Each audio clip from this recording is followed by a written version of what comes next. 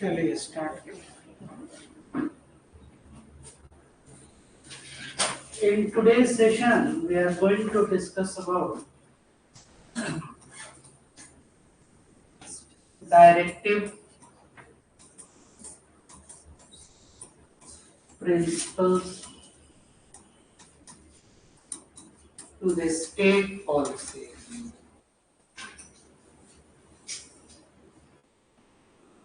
ठीक है? So in part 4 of the constitution, there are certain directives, and these directives are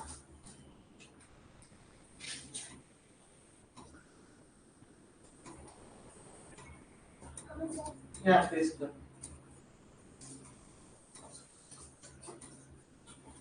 These directives are very fundamental in the governance. Huh? So very fundamental in the governance means that with the help of these principles, so there are certain instructions to the state that the state should take care of these instructions while framing the policies.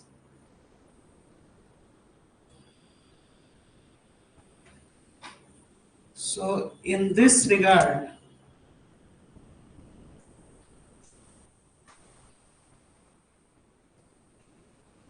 these are very important in nature. So in 1955,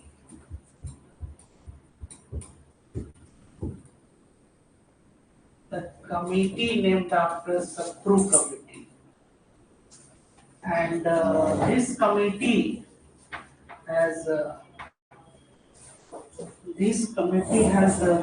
recommended that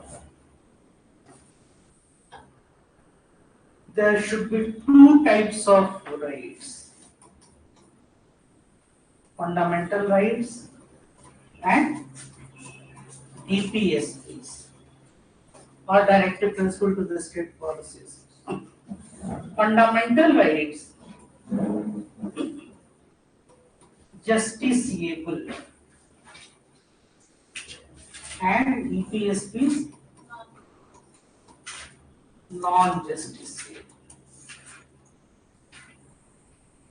Legal enforceability,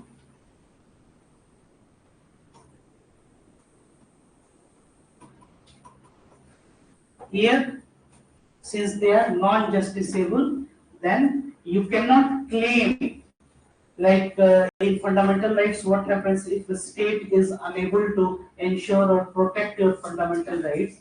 There is an article 32. With the help of that, you can directly approach to the Supreme Court that your fundamental right has been taken away by the state. And in this chapter also, the definition of a state definition is same that what it was there in Article 12 in part 3rd. Same definition in Article 12. Okay? And these are positive obligations.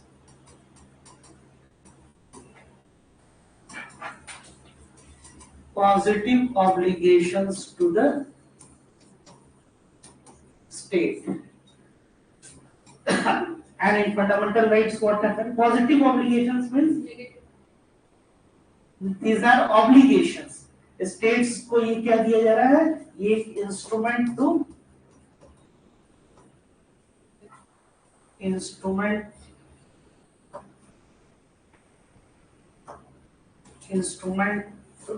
of instructions.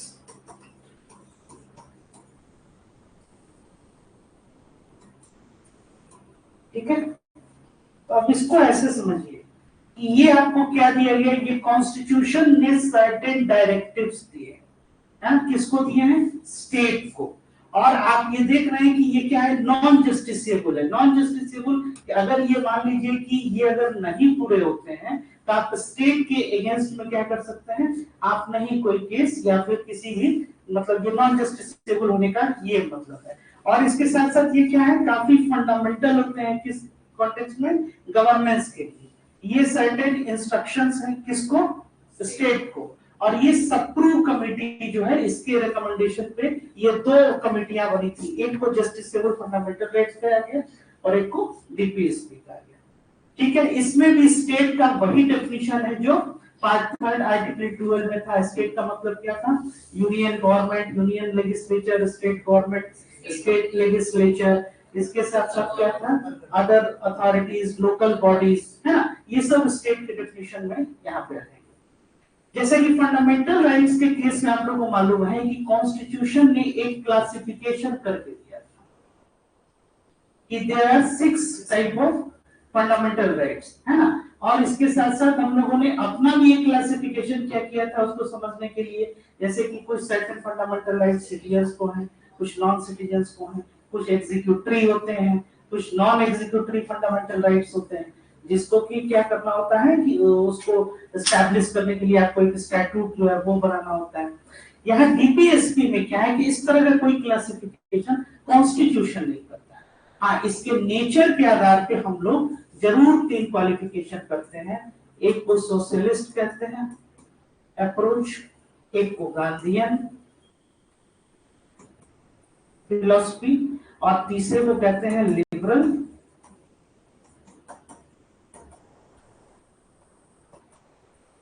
Intellectuals, है ना। ये 3 तरह के इसमें classification जो है वो किए गए हैं। और ये इनके नेचर के हिसाब से ध्यान दीजिएगा कि ये जो तीनों क्लासिफिकेशन है ये कॉन्स्टिट्यूशनल नहीं है।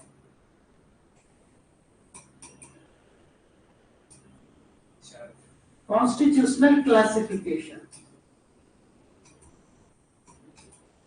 ये नहीं है, ये ध्यान लीजिएगा।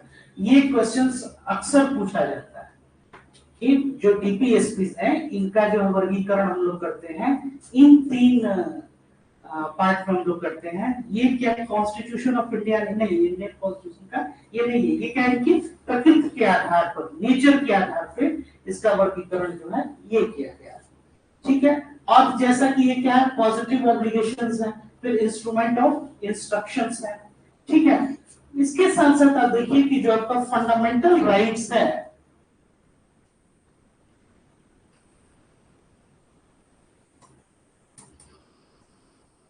ये इंश्योर क्या करता है, ये इंश्योर करता है पॉलिटिकल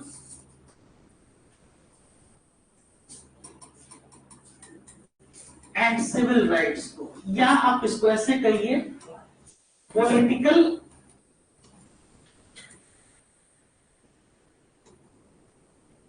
डेमोक्रेसी को। ठीक है, ये पॉलिटिकल डेमोक्रेसी को इंश्योर करता है। और जो आपका directive principle to the state policies है, ये आपका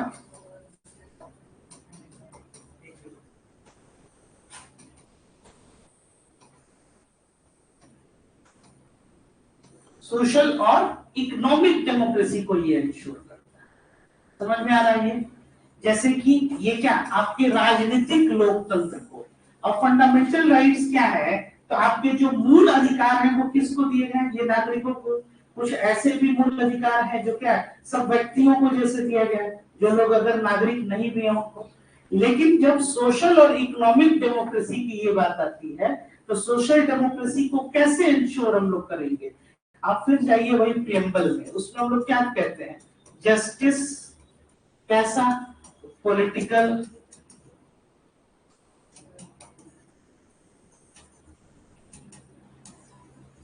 एंड सोशल। ठीक है, ये इंश्योर करना जो है ये किसका काम है, ये स्टेट का काम है। क्योंकि हमारा जो कॉन्स्टिट्यूशनल जो प्रॉमिस है, जो कॉन्स्टिट्यूशनल गोल है, वो किस में रिफ्लेक्ट होता है, वो आपके प्रियम्बल पे रिफ्लेक्ट होता है। और आप कैसा पॉलिटिकल, इकोनॉमिक एंड सोशल जो आपको जस्टिस करना है, at the same time establish कैसा करना है, वेलफेयर सोसाइटी, या वेलफेयर स्टेट आप इसको कह लीजिए, ठीक है ना। मतलब लोक कल्याणकारी समाज या लोक कल्याणकारी राज्य आपको स्टैब्लिश करना है। अब इस तरह से ये इसकी जो परिकल्पना है ये डीपीएसपी की है, मतलब directive principle to the state policy, कि जो राइट्स जो दिए गए हैं सिटीजन को उसको क्या करना है। और दूसरी बात कि ये जो डीपीएसपी होता है इसको बोला जाता है बेस्ट पॉलिटिकल मैनिफेस्टो।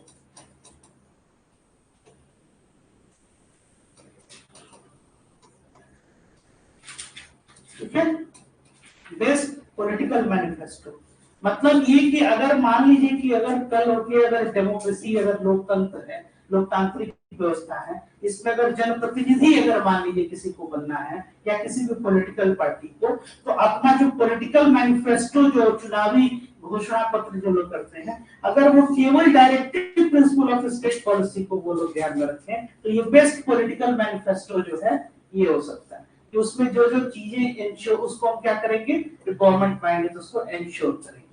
समझ में आ रहा है ये। अब इस चीज को देखिए कि ये जस्टिस कैसा पॉलिटिकल इकोनॉमिक एंड सोशल जो ये इंश्योर करना है। डेमोक्रेसी, और जैसा कि हम आपको क्या बताए थे कि जो सोशल डेमोक्रेसी होता है ये क्या हो गया आपका सोशल डेमोक्रेसी, ये इंश्योर कैसे हम लोग करेंगे। इसके जो तीन जो है वो मेन क्या कंपोनेंट थे आपके, इक्वलिटी और क्या था, लिबर्टी और fraternity in order to ensure social democracy. अब इसमें देखिए इक्वलिटी जो है, अब इक्वलिटी बिफोर द लॉ ये आपका आर्टिकल 14 जो है ये इंश्योर करता है कि इक्वलिटी बिफोर द लॉ, मतलब state shall not deny any person equality before the law और equal protection of law in the within the territory of India, ये कह रहा है। दूसरे पार्ट में यहाँ पे आप देखिएगा कि इसमें जो है स्टेट की एक ड्यूटी ये होती है क्या कि वो मेंटेन करे सोशल ऑर्डर, ठीक है, टू सिक्योर सोशल ऑर्डर और टू मेंटेन सोशल ऑर्डर। और जो सोशल वर्ड है ये इकोनॉमिक के साथ, जैसे कि सोशियो इकोनॉमिक कंडीशन,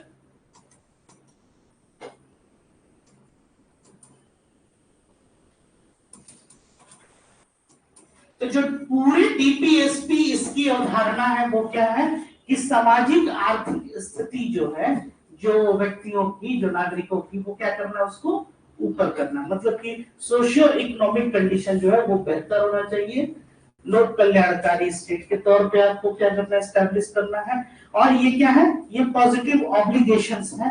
तो अब यहाँ पे देखिए कि जो सिक्योर क्या करना है सोशल ऑर्डर या मेंटेन क्या करना है सोशल ऑर्डर। अब सोशल ऑर्डर कैसे मेंटेन हो गया, अभी सोशल ऑर्डर के अंतर्गत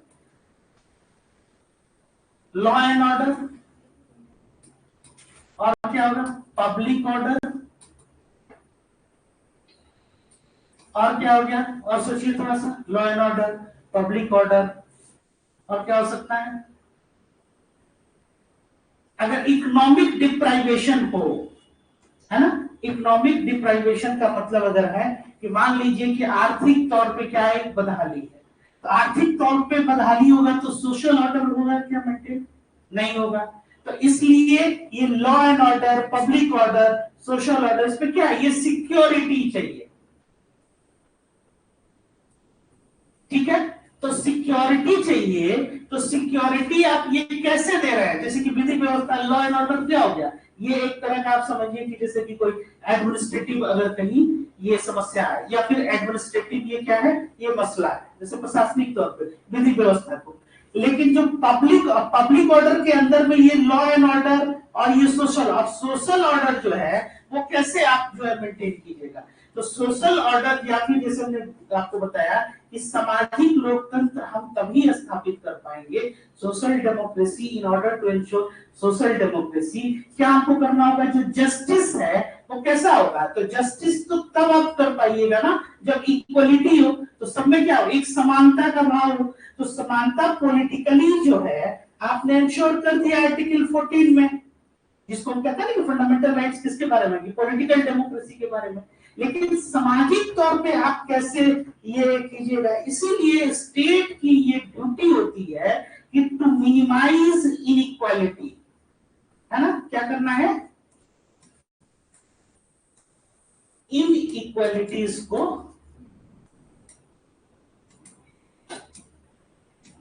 मिनिमाइज करना है, इसको क्या करना है, कम से कम करना है। क्योंकि दो लोगों में अगर असमानता हो गई, असमानता किस स्तर पे, सोशल मतलब सामाजिक तौर पे, अगर मान लीजिए कि इसीलिए आप अगर इसमें इक्वलिटी बिफोर द लॉ जो है उसको किस में रखा गया, ये राइट टू इक्वलिटी आर्टिकल 14 से लेके आर्टिकल 18 में है। अब 14 में वो क्या बोलता है कि विधि के मतलब लॉ के नजर में क्या है, दो लोगों में कोई नहीं है भेदभाव। 15 में क्या बोलता है वो कि रिलीजन, रेस और इसके ग्राउंड पे जो है प्लेस ऑफ बर्थ उसके हम नहीं। 16 में भी पब्लिक एम्प्लॉयमेंट को लेके है कि नहीं। 17 क्या बोल रहा है, अनटचेबिलिटी, और 18 की एबोलिशन ऑफ टाइटल। तो हम लोग कैसे स्टैब्लिश किए, ये कानून के तहत। इसके साथ साथ अब पॉजिटिव ऑब्लिगेशंस है कि लोगों का आर्थिक इकोनॉमिक कंडीशन को कैसे बेहतर किया जाए, उसके सामाजिक जो कंडीशन है, सोशल कंडीशन, उसको कैसे बेहतर किया जाए। यही आपका ये जो चैप्टर है डीपीएसपी जो है, directive principle to state policy, कि जो इनइक्वालिटीज है वो क्या हो, वो मिनिमम हो। एट द सेम टाइम अगर मिनिमम इनइक्वालिटीज होंगी सामाजिक तौर पे, तो अब मान लीजिए इससे क्या हो जाएगा, सोशल डेमोक्रेसी हम तभी इंश्योर कर पाएंगे। ठीक वैसे ही इसमें आगे आप लोग और डिटेल में बताएंगे। तो जैसे आर्टिकल 39, ठीक है, विशेष तौर पे आर्टिकल 39 का क्लॉज सी ये बताता है कि कॉन्सेंट्रेशन ऑफ वेल्थ जो है ये नहीं होना चाहिए। स्टेट को ये इंश्योर करना है कि कॉन्सेंट्रेशन ऑफ वेल्थ जो है, मतलब कि जो संपत्ति या धन का जो संकेंद्रण है वो क्या हो, वो नहीं होना चाहिए। अब इसका क्या तात्पर्य हो गया, इसका मतलब ये कि अगर आपने ऐसा किया कि जो संपत्ति का संकेंद्रण अगर आप कर रहे हैं, तो इसका मतलब है कि you are unable to ensure economic democracy,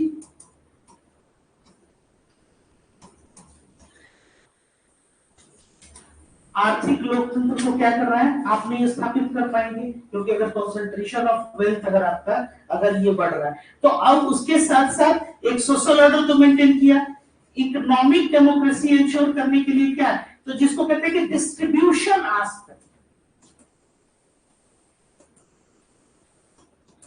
distribution. तो जो गवर्नमेंट होता है या जो भी आपके जो मतलब जो सरकार होती है, उसका काम क्या है, वेलफेयर स्टेट को एस्टैब्लिश करना। तो वेलफेयर स्टेट का क्या मतलब हो गया कि लोक कल्याणकारी। तो लोक कल्याणकारी राज्य आप कैसे स्थापित कर पाएंगे, लोक कल्याणकारी मतलब वेलफेयर हम तभी कर पाएंगे जब हमको क्या करना है, जब हमारा डिस्ट्रीब्यूशन होगा। डिस्ट्रीब्यूशन कैसा होगा, जैसे इक्वल डिस्ट्रीब्यूशन हम कह रहे हैं, है ना, किसी बिना भेदभाव के। और वहां पे हम क्या कर रहे थे फंडामेंटल राइट्स में कि बिना भेदभाव के कानून को हमने क्या किया, उसको हमने राइट्स को क्या किया, लोगों के जो अधिकार है उसको हमने इंप्लीमेंट किया। यहाँ हम कह रहे हैं कि जो पॉलिसी ऐसा हम लोग फ्रेम करें कि आर्थिक आधार पे जो है वो क्या है, सबका क्या है, इक्वल डिस्ट्रीब्यूशन, और किसी एक के पर कॉन्सेंट्रेशन ऑफ वेल्थ नहीं हो। तो ये क्या है हमारा, तो इकोनॉमिक डेमोक्रेसी इंश्योर करेंगे। और जो पूरा डीपीएसपी है इसके पीछे का बेसिक कॉन्सेप्ट क्या है, इन ऑर्डर टू इनहैंस और अपलिफ्ट और एलिवेट सोशियो इकोनॉमिक कंडीशंस, है ना, सामाजिक आर्थिक जो आपकी स्थिति है उसको क्या करना है, उसको ऊपर करना है, समझ में आ रहा है, उसको बेहतर करना है। तो अब कॉन्सेंट्रेशन ऑफ वेल्थ नहीं हो जाए। ठीक इसी में आप देखिएगा आगे चल के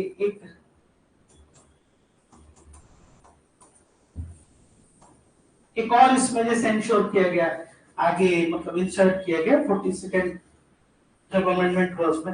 अब उसमें कि आपको जैसे कि सोशल सिस्टम आपको कैसे बनाना है, तो सोशल सिस्टम जो है ऐसा स्टेट को बनाना है। अब है कि समाज जो है उसको कैसे अपने जो, तो सोशल ऑर्डर मेंटेन कब होगा, जब इकोनॉमिक ऑर्डर जब आप मेंटेन करेंगे। और इकोनॉमिक ऑर्डर और सोशल ऑर्डर के पहले क्या था कि जो सिविल और पॉलिटिकल ऑर्डर है वो मेंटेन करना।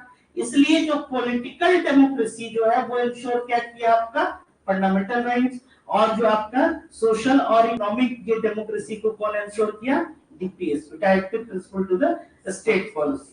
तो सोशल ऑर्डर आपका ये मेंटेन किया गया, इकोनॉमिक और ठीक वैसे ही जब आप न्याय देंगे, जैसे कि इक्वल जस्टिस जिसको कहते हैं, लीगल सिस्टम आपको ऐसा बनाना है, इसमें क्या बताया जा रहा है, इकोनॉमिक सिस्टम आपको ऐसा बनाना है।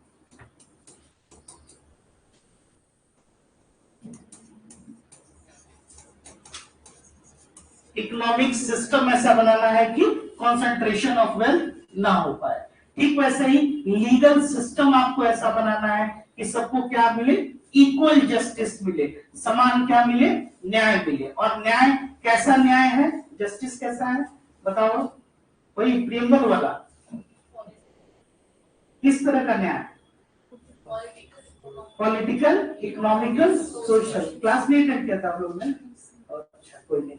तो ये क्या हो जाएगा, पॉलिटिकल, इकोनॉमिकल और ये सोशल। तो अब ये जब हम जस्टिस न्याय करेंगे, जब सामाजिक न्याय, तो जाहिर सी बात है जब सामाजिक न्याय तो एक सामाजिक लोकतंत्र, और उसके बाद से क्या, इकोनॉमिक डेमोक्रेसी, जिसको हम कहते हैं कि थर्ड फेज अभी क्या है, लोकतंत्र का ये चल रहा है। तो उसमें क्या, इकोनॉमिक डेमोक्रेसी की तरफ जो है, तो मोर और लेस पॉलिटिकल डेमोक्रेसी कहिए तो हम लोग क्या कह सकते हैं, एक अचीव हम लोग ये करेंगे। अगर सामान्य तौर पर अगर कहा जाए तो मोर और लेस जो है वो अचीव कर लिया। अब हम लोग को ये आगे, तो इस तरह से ये law and order, public order और सिक्योरिटी, सोशल ऑर्डर जो है ये मेंटेन करना है। फिर उसके बाद से क्या है कि भेदभाव नहीं होना चाहिए, जैसे कि एक ही कार्य अगर मान लीजिए कि कोई पुरुष कर रहा है और कोई महिला, तो इन दोनों का वेतन जो है वो क्या होना चाहिए, वो समान होना चाहिए, ठीक है ना। इस तरह से क्या है, फिर अपॉर्चुनिटी। फिर इसके बाद आता है क्या कि स्टेट जो है अपने इकोनॉमिक कैपेसिटी, इकोनॉमिक कैपेसिटी मतलब आर्थिक क्षमता, तो अब स्टेट की क्या अपनी इकोनॉमिक कैपेसिटी है, आर्थिक क्षमता है, इसमें वो इंश्योर करेगा क्या,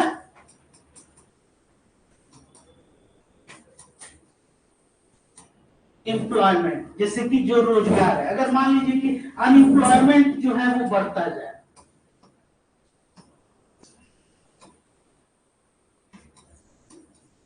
अनएम्प्लॉयमेंट अगर मान लीजिए कि वो बढ़ता जाए, अनएम्प्लॉयमेंट किसको कहते हैं, थोड़ा सा बस समझने के लिए, इसका इकोनॉमिक एस्पेक्ट हम बताएंगे डिटेल में, लेकिन अभी just for the sake of this discussion, बेरोजगारी किसको कहते हैं, लोग काम ढूंढ रहे नहीं मिल रहा। और कोई आइडिया, योग्य लोग,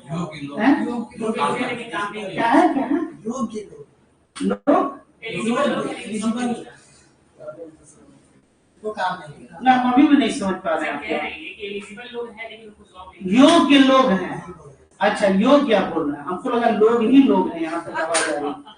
source of income, source of income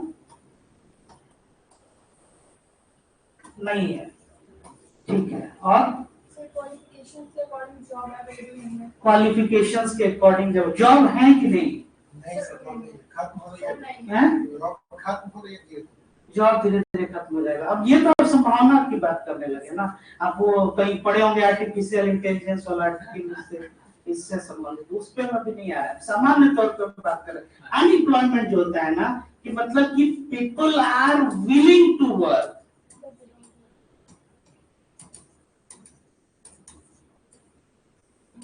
ठीक है, मतलब कि क्या है, वो काम करना चाह रहे हैं, लेकिन क्या है, उनके पास काम नहीं है ना, नो वर्क। अब ये इंश्योर करना स्टेट को अपनी इकोनॉमिक कैपेसिटी में। अब मान लीजिए कि इसकी अगर इन्फोर्सेबिलिटी आप क्या करें, इसकी लीगल इन्फोर्सेबिलिटी रहती, किसकी, डीपीएसपी की।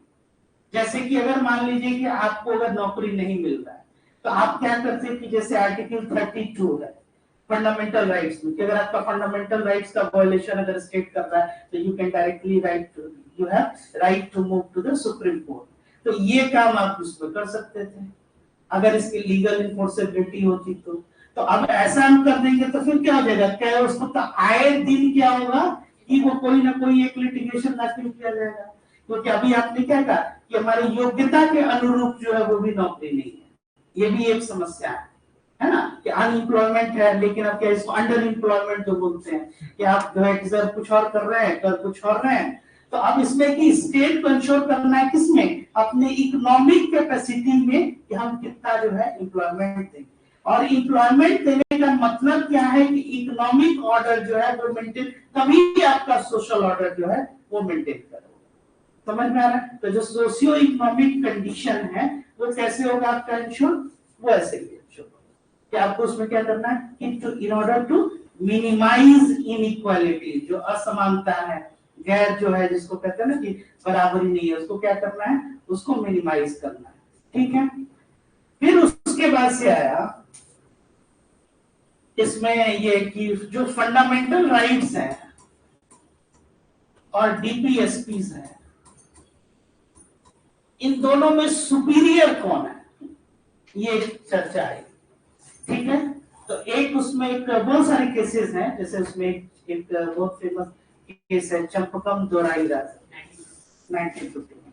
अब उसमें ये जैसे है कि जो फंडामेंटल राइट्स हैं, तो अब इनके विषय में आप ये तो जान ही रहे हैं कि ये क्या है, these are terms to the states.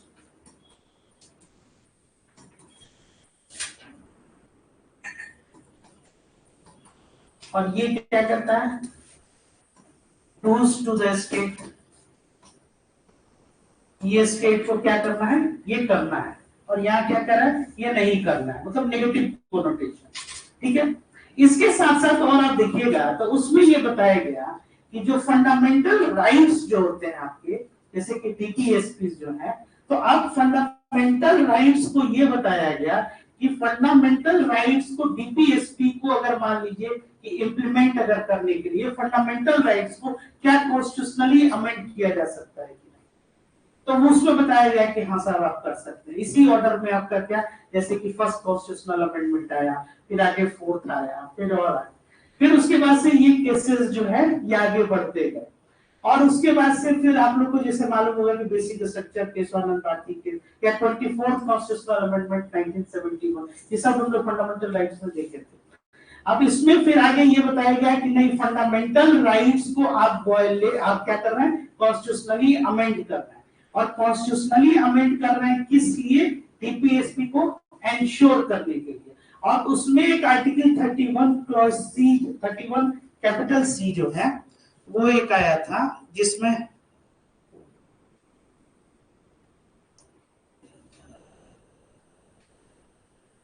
ये क्या है, want to work and not getting, हाँ गुड। तो अब उसमें क्या है कि ये डीपीएसपी को ये बताया गया कि नहीं, अब आप जो है फंडामेंटल राइट्स को ये supersede in the event of clash between fundamental rights and DPSP, इसमें जो फंडामेंटल राइट्स है वो क्या करेंगे, दे शैल प्रिवेल ओवर डीपीएसपी। फिर और जब आगे जो केस आते गए, जैसे Minerva mills versus union India या फिर और आगे केसेस, तो उसमें ये बताया गया कि नहीं, आपको क्या करना है, एक प्रिंसिपल ऑफ हार्मोनी, मतलब कि ऐसा नहीं कि कोई सुपरसीड कर रहा है और दूसरा क्या कर रहा है कि उसमें इसको आप अंडरमाइन कर रहे हैं। बात समझ रहे हैं कि जैसे कि इसमें क्या था कि in the event of clash between fundamental rights and DPSP, जैसे कि आप देखिए कि आर्टिकल 14 और 19 जो है, अब एक बहुत इंपॉर्टेंट फ्रेज जो है, जैसे कि आर्टिकल 31C है ना, अब when article 31C comes out, article 14 goes out. एक इसके विषय में जो है काफी फेमस स्टेटमेंट जो है ये दिया जाने लगा कि 14th और 19th जो है, आर्टिकल 14 क्या था, इक्वलिटी बिफोर द लॉ, और 19 क्या है आपको, freedom of speech and expression. अब उसमें और भी बहुत सारे उसमें, जिसमें ट्रेड के विषय में, अब इसमें था कि जैसे कि राइट टू प्रॉपर्टी, तो राइट टू प्रॉपर्टी उसको हटा दिया गया आपको 44th कॉन्स्टिट्यूशनल अमेंडमेंट में। और 44th कॉन्स्टिट्यूशनल अमेंडमेंट में जब इस राइट्स को हटा दिया गया और स्टेट को यहाँ क्या कर रहा है, in order to economic democracy को ये इंश्योर करना है, तो अब इसमें कि क्या फंडामेंटल राइट्स को हटाया गया किस चीज के लिए, तो फंडामेंटल राइट्स को डीपीएसपी को इंश्योर करने के लिए। अब है कि कॉन्स्टिट्यूशनली क्या आप ऐसा कर सकते हैं कि आप अमेंडमेंट करना पड़े, या हमेशा अगर क्लैश वाली स्थिति है तो ऑलवेज फंडामेंटल राइट जो वो क्या करेगा, वो प्रिवेल होगा। फिर ये बताया जाए कि नहीं, आपको एक प्रिंसिपल ऑफ हार्मोनी जो है वो मेंटेन करना होगा। ऐसा नहीं कि कोई एक ये जो है वो क्या है, क्योंकि वो जस्टिसेबल है, ये नॉन जस्टिसेबल है, तो इन दोनों में क्या एक हार्मोनी जो है आपको स्टैब्लिश करना है। हार्मोनी स्टैब्लिश करने का ये मतलब हो गया कि ये फंडामेंटल राइट्स को एंश्योर करना है। ये कैसे एंश्योर करेंगे, आप कोई प्रोग्राम, कोई पॉलिसीज ये बना के आप क्या करेंगे, आप फंडामेंटल राइट्स को आप एंश्योर करते हैं। या फिर जैसे कि हमने बताया कि कुछ क्या होते हैं, नॉन एग्जीक्यूटिव फंडामेंटल राइट्स होते हैं, उनके लिए क्या होता है, कानून आपको लॉ लेजिस्लेट करना पड़ता है। ठीक है, तो आपको वैसा लीगल सिस्टम भी बनाना है, आपको वैसा सोशल सिस्टम बनाना है, आपको वैसा इकोनॉमिक सिस्टम बनाना है, और आपको वैसा लीगल सिस्टम बनाना है। समझ में आ रहा है यहाँ पे, समझ में आ रहा है कि नहीं? तो जो डिस्ट्रीब्यूटिव जस्टिस किसको कहते हैं, कि डिस्ट्रीब्यूशन हो, है ना। जैसे कि कल होके हम लोग क्या, जैसे कि इंडिया की जीडीपी 5 ट्रिलियन ने 10 ट्रिलियन आप बना दी, क्या फर्क पड़ता है अगर लास्ट मैन जो है उसके पास अगर कुछ नहीं मिल रहा। समझ में आ रहा है ये मतलब? तो डिस्ट्रीब्यूशन एस्पेक्ट जो है उस पर भी हमको ये ध्यान में रखना है कि इसमें ऐसा नहीं हो कि जो इनइक्वालिटीज हो वो बढ़ता जाए, तो एक गल्फ भी नहीं बढ़ना चाहिए। आई बात समझ में? और ऐसे भी ये काफी फेमस स्टेटमेंट भी है, ये ऐसे में भी एक बार पूछा गया है कि poverty anywhere is threat to prosperity everywhere. ये यूपीएससी में ये एक बार ऐसे में भी आया था, उसको जब आप जस्टिफाई कीजिएगा तो उसमें ये जो डीपीएसपी है ये काफी इंपॉर्टेंट ये टॉपिक हो जाता है इन कनेक्शन विद आपके किसी भी जो है सोशियो इकोनॉमिक अगर टॉपिक पे आपको आंसर राइटिंग करना है तो उसके लिए ये काफी बेहतर जो है ये टॉपिक हो जाता है डीपीएसपी। क्लियर है अभी तक कोई क्वेश्चन यहाँ तक नहीं? चलिए स्टार्ट करिए पार्ट 4 ऑफ द, देखिए कुछ टूटा नहीं ना, देखिए गिरेगा, अब आप गिरने वाला है मोबाइल, उसको रख दीजिए वहाँ टेबल। हाँ अब आराम से जो है मोबाइल ऊपर नहीं रखिए, साइड में अगर जगह खाली है तो उसमें रख लीजिए लो, नहीं तो ठीक है। Part 4 of the constitution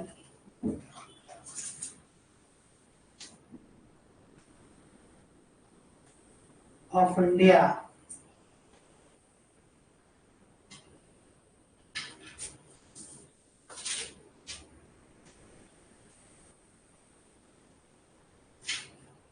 enumerated certain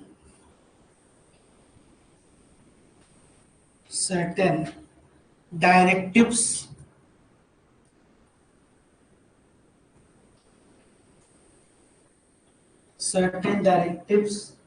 which are fundamental in governance, which are fundamental in governance and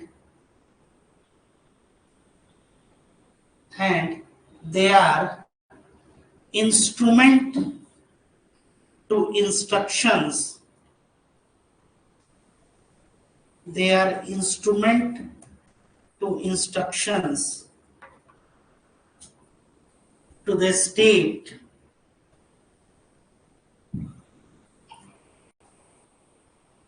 in order to establish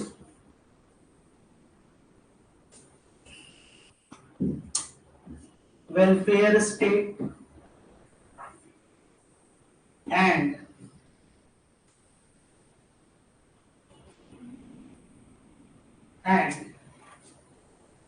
the foundation of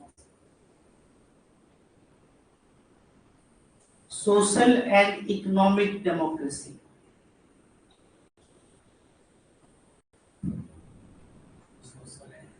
Economic democracy. Both fundamental rights and directive principles. Both fundamental rights and directive principles are consigns to the constitution.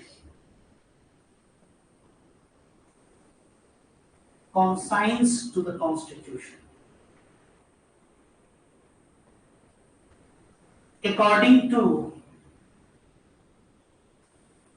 Granville Austin,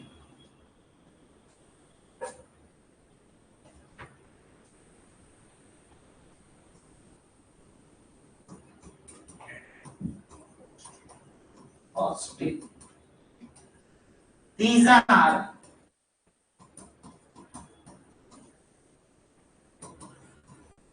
positive obligations to the state. ठीक है, क्या हो गया? ये positive obligations है. Obligations का क्या मतलब हो गया? एक तरह की बाध्यता है, ये बाध्यकारी है ना. हाँ, even though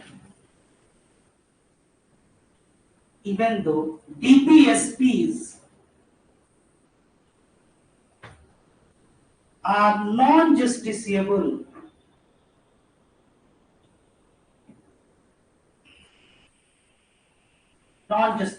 which means that if a state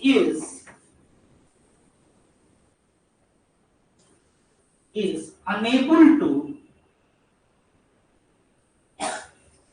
fulfill its promises, one cannot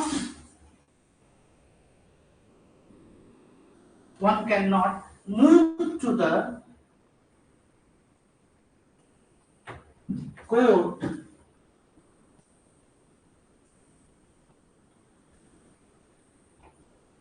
and it is the court which shall not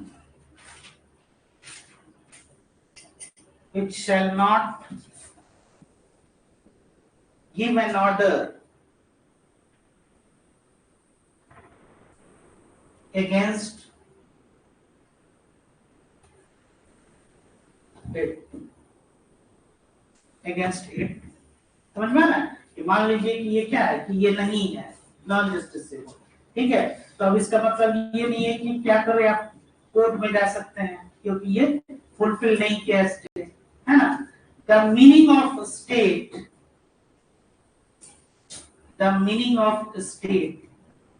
is the same which has been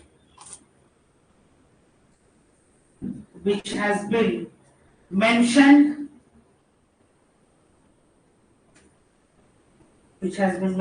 under Article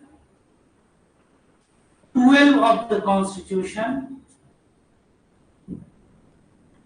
Part 3rd.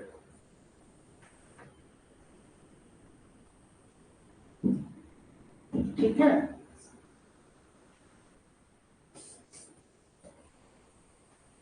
According to the Constitution of India,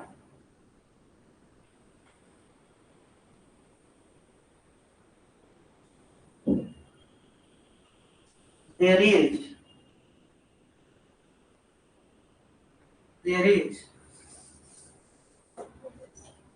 as such no classification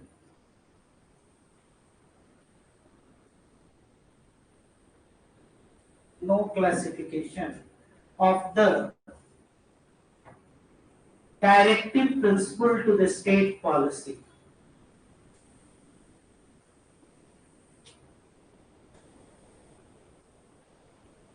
But based on their nature,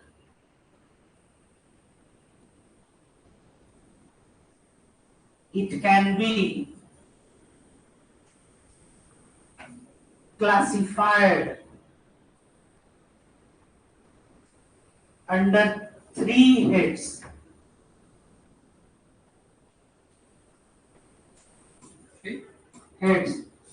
socialist ideology, ठीक है, socialist ideology. इसके अंतर्गत जो जो article है वो लिख लीजिए। Article 38, 39, 39 capital A, 41, 43, 41, 42, 43, 43A, 43A, 47, 47, ये हो गया सोशलिस्ट। नेक्स्ट लिखिए गांधीयन आइडियोलॉजी।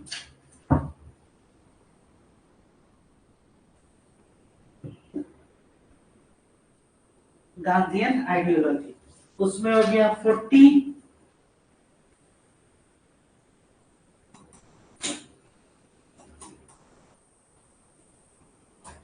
43। इसका नेचर दोनों है, जो 43 है ना, ये गांधीयन भी है और सोशलिस्ट भी है। 40, 43, 43B कोऑपरेटिव सोसाइटीज कब इंसर्ट हुआ था, याद है किसी को? 97th amendment 2000,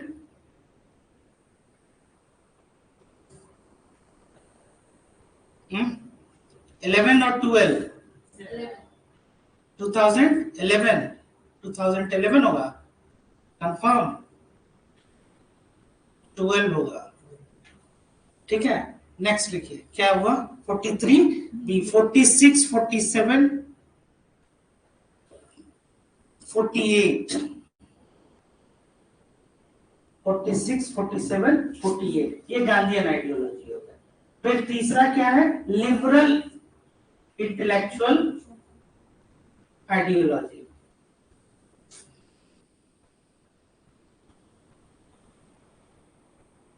liberal intellectual ideology 44, 45, 48, 49, 50 and 51। 51 क्या है, किसी को याद आ रहा है क्या? इंटरनेशनल पीस जो है। तो ये जो आप जो क्लासिफिकेशन किए, आप इसमें से देखिए, यहाँ से जो है ऑब्जेक्टिव टाइप जो क्वेश्चंस हैं, उसमें क्या यहाँ पे आपका पूछा जा सकता है। एक तो पहला एक यहीं से वर्गीकरण, ये क्या क्लासिफिकेशन जो है कॉन्स्टिट्यूशन ने किया, आंसर इज नो, ये कॉन्स्टिट्यूशन ने नहीं किया। या दोनों को मिक्स कर देगा कि फंडामेंटल राइट्स और डीपीएस में, कि इन दोनों का क्लासिफिकेशन कॉन्स्टिट्यूशनली है, और उसमें जैसे कि 6 आपको ये ध्यान है, तो इसको ध्यान से ये पढ़ने की जरूरत है। दूसरा इसमें क्या पॉइंट है कि कौन कौन से कॉमन है, जो सोशलिस्ट है और गांधीयन भी। हाँ, ये जो है एक क्वेश्चन जो है ये इसमें आ सकता है, ठीक है। चलिए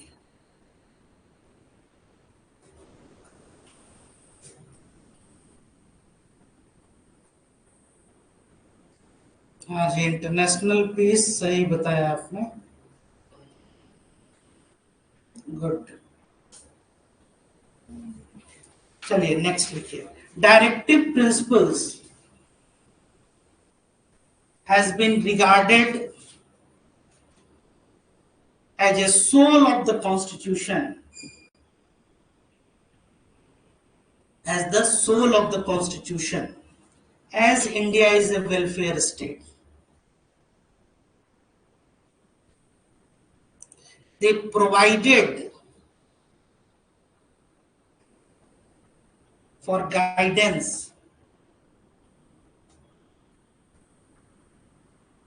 to interpretation of fundamental rights of citizens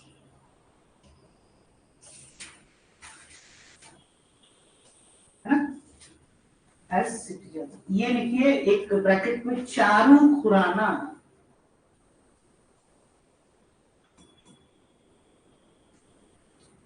versus union of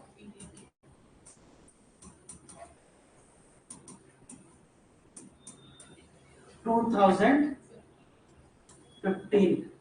ये एक बहुत फेमस केस है। अब इसमें क्या दिया जा रहा है कि डायरेक्टिव प्रिंसिपल को क्या बताया गया कि ये सोल ऑफ द कॉन्स्टिट्यूशन, और ये क्या कह रहा है कि फंडामेंटल राइट्स को जो हम लोग स्टैट्यूटरी राइट्स के तौर पे जो इंटरप्रेट करते हैं उसमें ये क्या करता है, ये डीपीएसपी जो आपको ये मदद करता है। क्लियर है ये, कोई डाउट यहां तक? चलिए नेक्स्ट आगे देखिए, article 38 of the Constitution directs to the state that the state shall strive to promote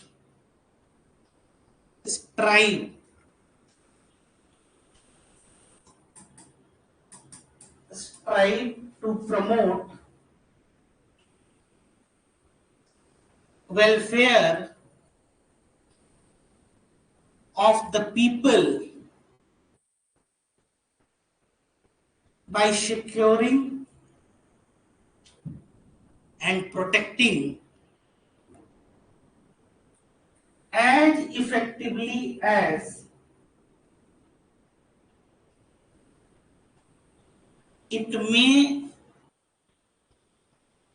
a social order in which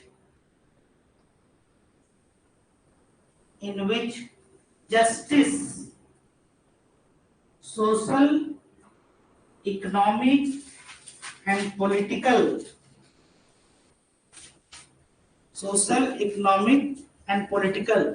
shall inform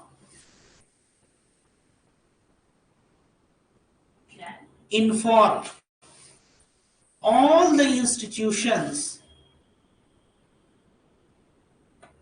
of the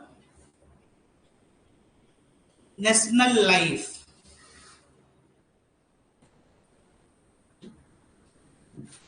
ठीक है। अब इसमें क्या करना है कि वेलफेयर स्टेट उनको क्या करना है, वो स्टैब्लिश करना है, और सोशल ऑर्डर जो अभी हम लोगों ने ये डिस्कस किया था। इसके साथ साथ ये जो आर्टिकल 38 है, इसका क्लॉज 2, पहले एक ही ये आर्टिकल होता था, आर्टिकल 38, ठीक है। 44th कॉन्स्टिट्यूशनल अमेंडमेंट के बाद क्या था? 44th कॉन्स्टिट्यूशनल अमेंडमेंट है 1978, कुछ याद आ रहा है? क्या किया गया था? राइट टू प्रॉपर्टी को हटा दिया गया था। तो इसमें ये क्या किया, इसकी नंबरिंग हो गई, जैसे कि 38 का ये क्लॉज 1 आप लोगों ने लिखा, ठीक है। अब इसमें क्या करना है कि स्टेट को एक सोशल ऑर्डर जो है वो मेंटेन करना है, और सोशल ऑर्डर कैसे मेंटेन होगा? पढ़ो सेकंड लाइन, अभी लिखा है आपने, सोशल ऑर्डर कैसे मेंटेन होगा? In order to give justice. Justice कैसा? सोशल, इकोनॉमिक और पॉलिटिकल। क्वेश्चन अगर मान लीजिए यहीं से ऑब्जेक्टिव बनाया जाए कि ये जो जस्टिस के विषय में जो चर्चा है, क्या ये केवल प्रीएम्बल ऑफ इंडिया में है, बट नॉट इन डीपीएसपीज? केवल डीपीएसपीज में है, प्रीएम्बल में नहीं है, दोनों में है। समझ में आ रहा है? यहीं से क्वेश्चंस बनते हैं, और आसान क्वेश्चन जो है जब वो ऑप्शंस के रूप में आएंगे तो क्या हो जाएगा, वो कंफ्यूजन हो जाएगा। तो सोशल ऑर्डर आप कैसे मेंटेन किए? जब आप जस्टिस जो है, और ये जस्टिस देना किसका काम है? ये स्टेट का। और स्टेट का मतलब यहाँ क्या हो गया? वही आर्टिकल 12 वाला। समझ में आ रहा है?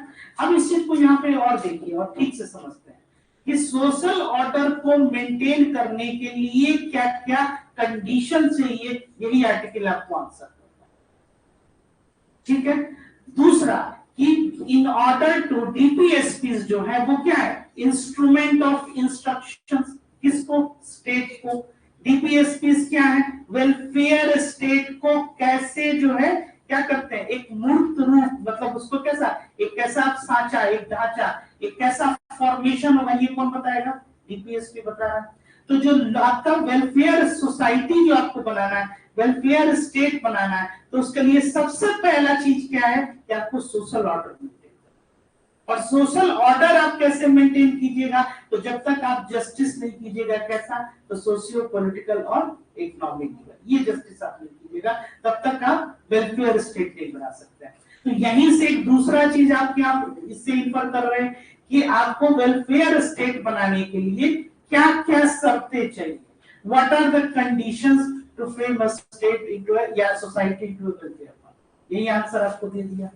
ठीक है, इसके साथ साथ कि मान लीजिए कि आपको सोशल जो डेमोक्रेसी है वो तो कैसे एस्टैब्लिश होगा, जो हम अक्सर आपको बताते हैं इक्वलिटी, फ्रैटर्निटी और लिबर्टी। अब इसमें कि आप अगर जस्टिस दे रहे हैं तो पॉलिटिकल जस्टिस आप तब तक नहीं दे सकते हैं जब तक कि दो व्यक्तियों के बीच में, जो वही आर्टिकल 14 क्या था, इक्वलिटी बिफोर द लॉ, कि आपको विधि के समक्ष क्या हो गए, दोनों लोग क्या हो गए, समान हो गए, तब तक आप नहीं दे सकते हैं। ठीक वैसे ही अगर उनको आप वाक और ये अभिव्यक्ति की स्वतंत्रता जो आर्टिकल 19 अगर आप नहीं देते हैं तो समझ में आ रहा है ये चीज। तो आप देखिए ये स्टेटमेंट जो आपने लिखा, केवल इसी से ये पता चल जाएगा कि स्टेट क्या कर रहा है। और ये क्या है 38, कौन सा आइडियोलॉजी है इस क्लासिफिकेशन में, सोशलिस्टिक। और हम लोग की जो सोसाइटी है वो क्या है इंडिया की, socialistic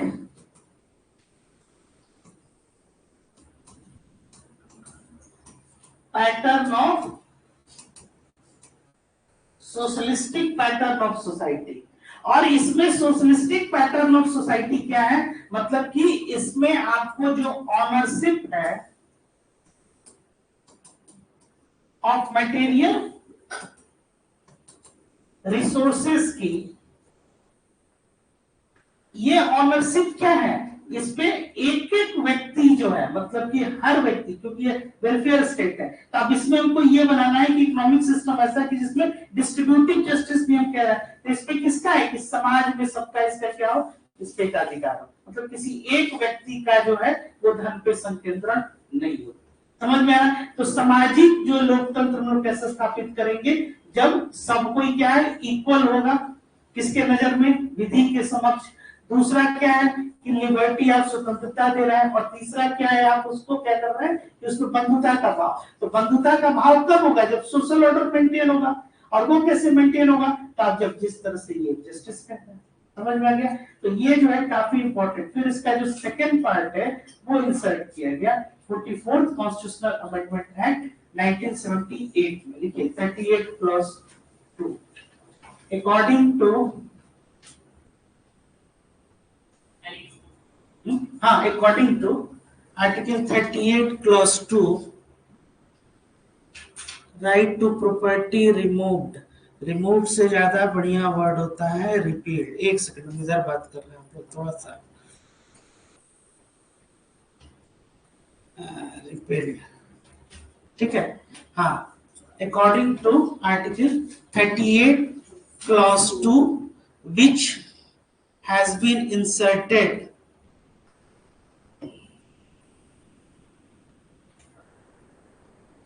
in 44th Constitutional Amendment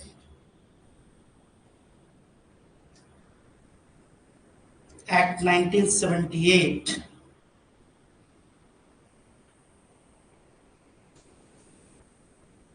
the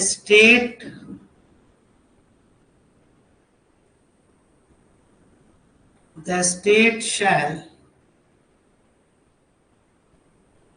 in particular strive to minimize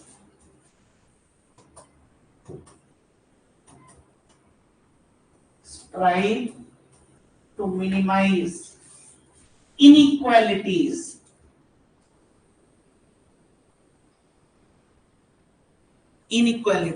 in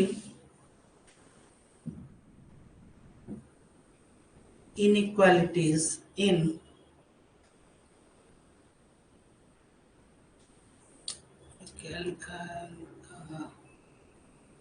in income and endeavor मतलब प्रयास करना, eliminate inequalities. To eliminate inequalities in status, facilities, and opportunities, and not only amongst individuals but also amongst the groups,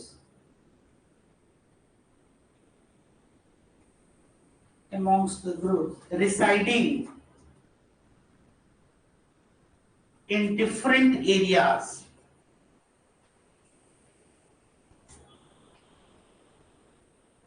or engaged in different vocations.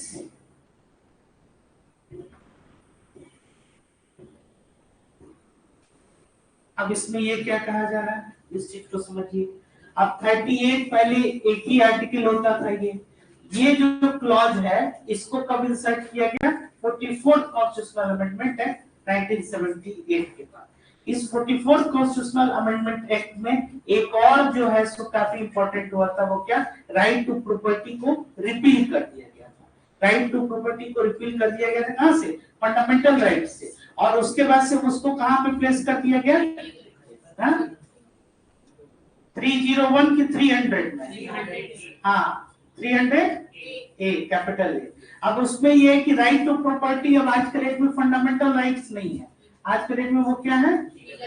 वो एक constitutional right है। अगर option legal right और constitutional right हो तो you go for constitutional right, क्योंकि कोई भी राइट्स अगर कॉन्स्टिट्यूशन में है तो वो क्या है? Constitutional right. इस हिसाब से फंडामेंटल राइट्स जो वो भी कॉन्स्टिट्यूशनल राइट्स हुआ। लेकिन fundamental rights are given a special status, इसलिए इसको फंडामेंटल राइट्स कहते हैं। कि अगर फंडामेंटल राइट्स आपका क्या हो रहा है? वायलेट हो रहा है, तो आप आर्टिकल 32 के अंतर्गत क्या हो सकता है? सीधे जो है सुप्रीम कोर्ट जा सकते हैं। लेकिन अगर आपका राइट टू प्रॉपर्टी जो है वो अगर वायलेट हो रहा है तब आप जो है नहीं जा सकते हैं। हाँ, वेरी गुड। कॉन्स्टिट्यूशनल राइट, क्या नाम है इनका? सम्राट। Very good, just 1 minute. हाँ, ठीक है। तो अब इसमें क्या है कि आपका ये तो राइट टू प्रॉपर्टी को वहां से क्या किया गया? फंडामेंटल राइट से हटा दिया गया और उसको क्या कर दिया? अब कॉन्स्टिट्यूशनल राइट हो गया वो। ठीक उसी समय में ये जो आपका डीपीएसपी था, directive principle to the state policy, इसमें एक क्लॉज को इंसर्ट किया गया और इसमें ये क्या बताया गया कि in order to minimize inequalities. अब इसमें ये क्या कर रहे हैं कि किसी इंडिविजुअल के विषय में ये नहीं कहा जा रहा है, एक किसी पर्टिकुलर डिफरेंट एक एरिया है, अगर वहां भी अगर आपको मिनिमाइज करना है इनइक्वालिटीज तो स्टेट जो है वो कर सकता है। ये समझ में आ रहा है? तो इस तरह से ये जो असमानता है इसको दूर करना जो है ये स्टेट की, ठीक है, ये उसको डायरेक्शन दिया गया है, ये उसको दिशा निर्देश ये दिया जा रहा है। चलिए next, article 39। The state shall in particular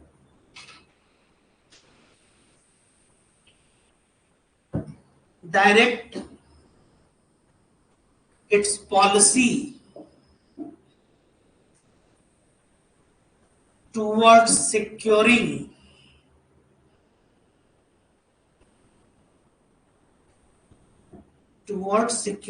that the citizens, men and women, equally have the right to an adequate means of livelihood. adequate means to livelihood. क्या मतलब हुआ इसका?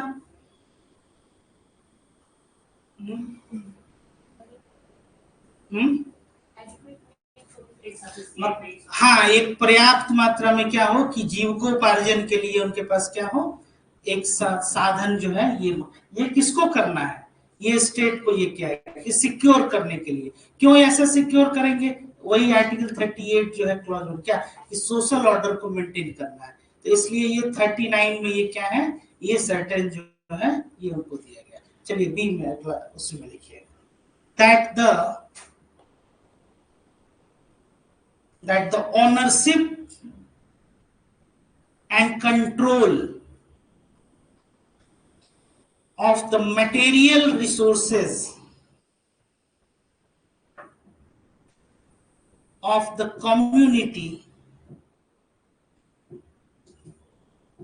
are so distributed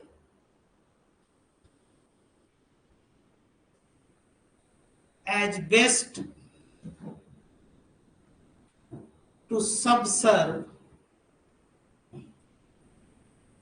the common good. The common good. ठीक है? Next, that the operation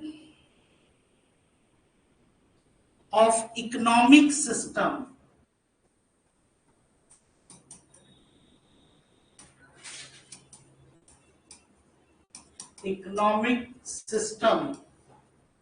does not result in the अभी just now हम लोगों ने उसके विषय में पढ़ा है क्या, does not result in the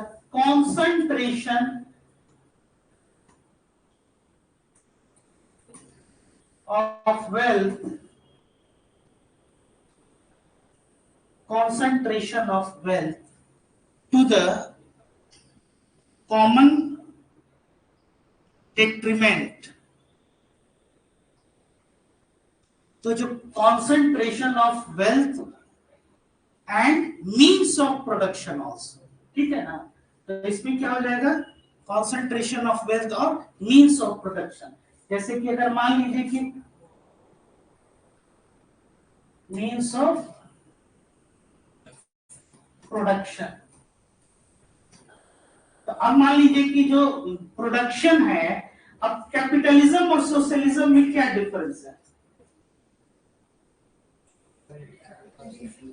intervention of the state होता है, सोशलिज्म में कैपिटलिज्म में क्या होता है? Less intervention of the state, less intervention of state, और सोशलिज्म में स्टेट कंट्रोल करता है मींस ऑफ प्रोडक्शन एंड हाँ, इंडस्ट्रीज वगैरह में, सोशल वेलफेयर की।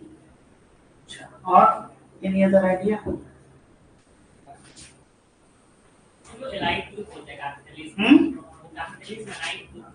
कैपिटलिज्म में क्या होता है? Aligned group.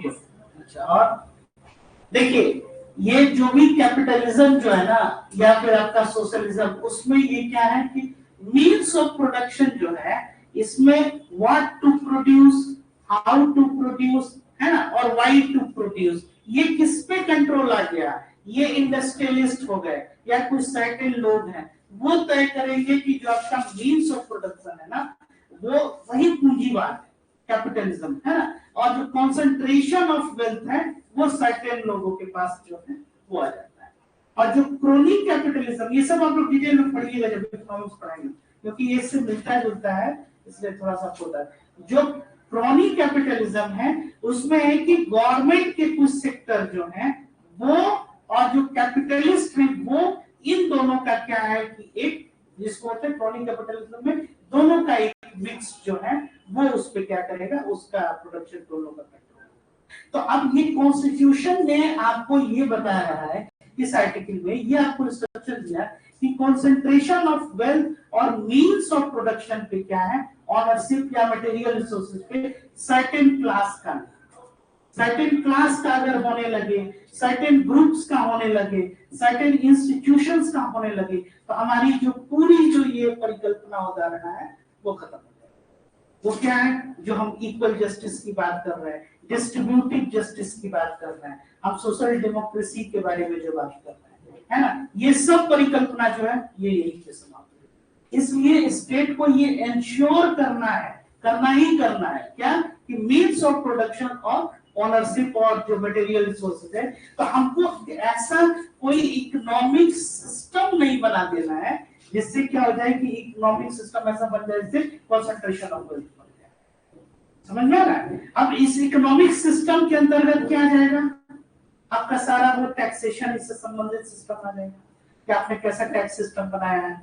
दूसरा कि आपने दूसरा क्या किया कि आप ऐसा पॉलिसी, या मान लीजिए कि जैसे कि जिसको कहते हैं ना कि एक सब्सिडाइज वे में, या फिर आप ऐसे समझिए कि जिसको आजकल ये फ्रीबीज जो कहा जा रहा है कि फ्री में, ये भी नहीं है कि हम सब कुछ जो है ये आप कर दें, तो इसीलिए वर्ड क्या किया क्या था, इकोनॉमिक कैपेसिटी, कि स्टेट को क्या इंश्योर करना है कि with in the limits of its economic capacity, और क्या करना है, तब आपको मिनिमाइज करना है इनइक्वालिटीज को।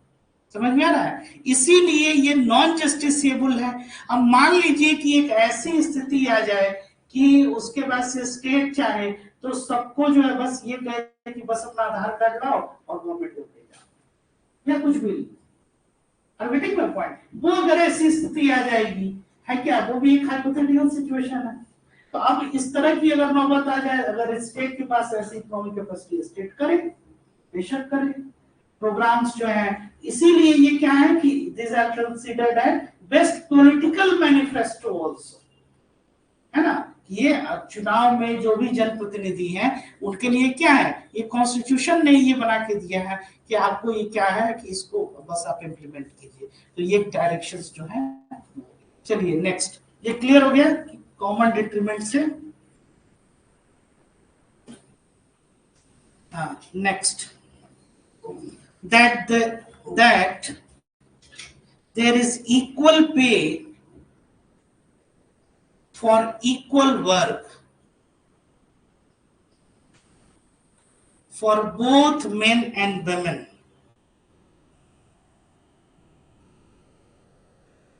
तो काफी ऑब्वियस है, इसमें तो कहीं कुछ सोचना ही नहीं है, क्योंकि उसमें कहीं कोई विभेद नहीं होना चाहिए। हाँ, next, that the health and the strength of workers, men and women, and tender age of children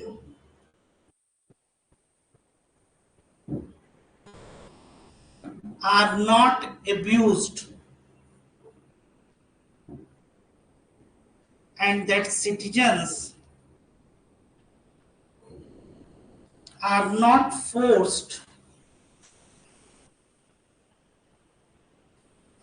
by economic necessity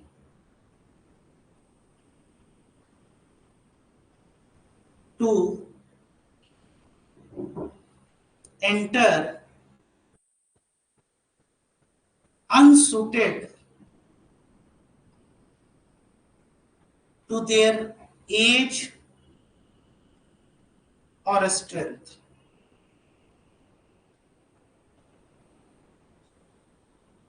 ठीक है, next, that children are given opportunities, ये बहुत इंपॉर्टेंट आर्टिकल 39 के ये सब statements, that children are given opportunities and facilities to develop in a healthy manner and in conditions of freedom and dignity, and that childhood and youth are protected against exploitation and against moral and material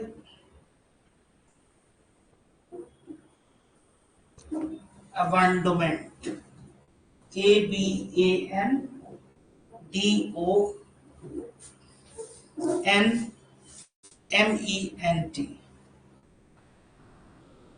ठीक है, अब इसमें देखिए ये जो पूरा आपके जो 39 ये जो आर्टिकल्स हैं इसमें कुछ सर्टेन क्या है, ये आपको पॉलिसीज जो है इनके विषय में ये बताया गया। अब इसमें आप देखिएगा ध्यान से, तो अब ये आप देखिएगा कि इकोनॉमिक सिस्टम के बारे में ये बता रहा है, ठीक वैसे ही जैसे आर्टिकल 38 क्या बता रहा था कि सोशल ऑर्डर जो है वो मेंटेन करना है, और इसमें आपके नेचर को भी बता दिया कि ये जो सोसाइटी है वो कैसी है, वो सोशलिस्टिक पैटर्न है ना, socialistic pattern of society, welfare society आपको बनाना है, मिनिमाइज क्या करना है इनइक्वालिटीज को, ठीक वैसे ही और क्या करना है इसमें कि आपको किसी भी तरह से कोई क्या है डिफरेंसेस नहीं होना चाहिए। जैसे कि मान लीजिए कि जो काम कर रहा है तो अब उसमें क्या है कि कोई पुरुष है, कोई महिला भी है, कोई उसमें क्या है कि बच्चे भी हैं। अब उसमें कि जैसे कि चिल्ड्रन को जो उसमें क्या आपको याद हो रहा होगा कि फंडामेंटल राइट्स हम लोग क्या पढ़े थे कि हजारदस कोई अनएम्प्लॉयमेंट कर रहा है,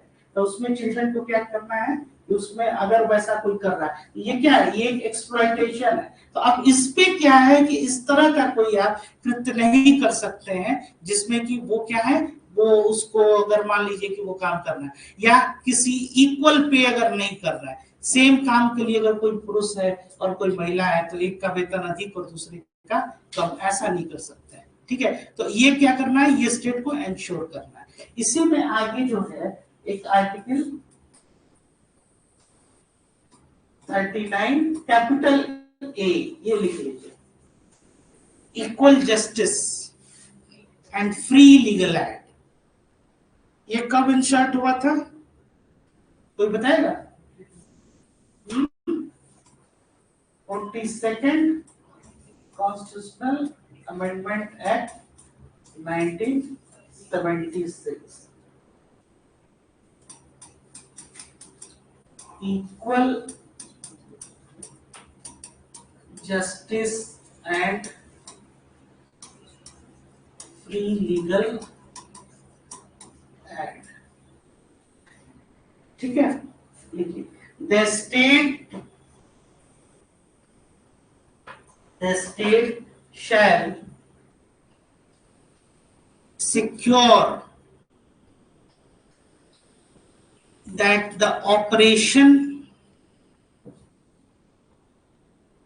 of the legal system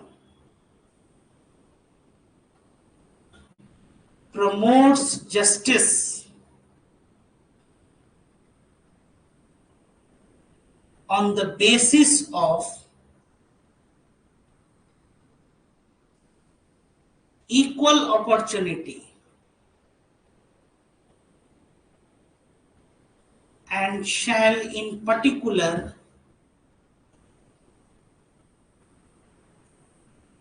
provide free legal aid by suitable legislation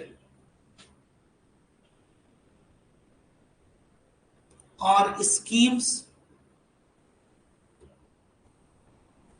or in any other way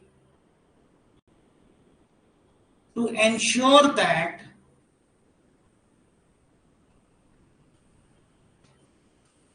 opportunities for securing justice are not denied to any citizen by reason of economic or other disabilities। समझ में आया? नहीं आया है ना? समझ में आ गया? ये देखिए, ये अब 39 कैपिटल ए जो है ये बाय नेचर कौन सा है, डीपीएसपी जो अभी हम लोग पढ़े सोशलिस्ट आइडियोलॉजी का। तो सोशलिस्ट आइडियोलॉजी का ये है, और इसमें ये क्या कहा जा रहा है स्टेट को कि इक्वल जस्टिस। और कैसे इक्वल जस्टिस, मतलब समान आपको क्या करना है, एक न्याय देना, और फ्री लीगल एड, किस तरह से, तो आपको ऐसे इंश्योर करना है सुटेबल लेजिस्लेशन बना के। सुटेबल लेजिस्लेशन का क्या मतलब हो गया, नहीं लॉ बना के तो ठीक ही है, सुटेबल किसको कहते हैं, जैसे दो टर्म होता है, एक को कहते हैं